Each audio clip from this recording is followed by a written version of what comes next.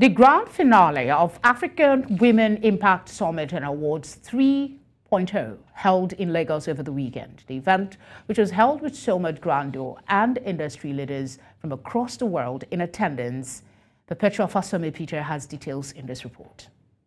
The event was themed The Africa We Want 3.0, Inclusion, Leadership Capacity and Influence, and the Role of Women in Africa's Economic and Political Future.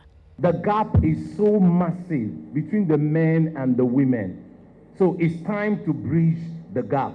So saying if the conversation, if we have actually overflogged it, no, we've not. In fact, we're just crashing it. And one of the empirical evidence is the last election that we had in Nigeria. I remember the women actually went to the House of Assembly, nearly pulled down the gates of National Assembly and the rest of it. At the end of everything, we have less than 7% of women in leadership. So what does that show you? We have a long way to go. Ensuring inclusion, gender equality, and the empowerment of women and girls, ladies and gentlemen, is critical to securing Africa's economic and political future. Mainstreaming gender and women's empowerment in all facets of national development has become even more important now, since women have a key role to play in Africa's economic and political aspirations. The event featured several keynote addresses, panel sessions, and presentations, with many of the speakers and panelists agreeing that there still exist gender gaps in governance and business. To make the needed change, they urged women to always shop and embrace self-development. The reality in Africa is that women are marginalized as a result of structural imbalances and gender inequalities.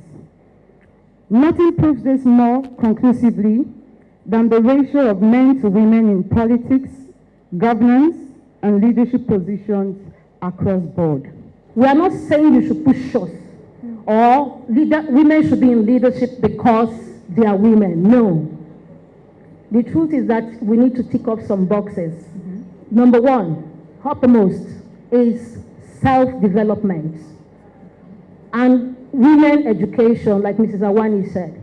We need to push our women to be educated. We need to, on our own, we need to start ticking that box of self-development. The woman must work extremely hard because she is already on a disadvantage in the system. What does she have to do? She has to continue to reinvent herself on a daily basis, such that she begins to develop vision intelligence.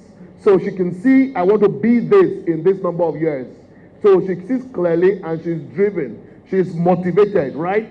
And then she begins to develop executive intelligence, all the necessary ability to connect with the right people, with the right capacity to be a support system for her.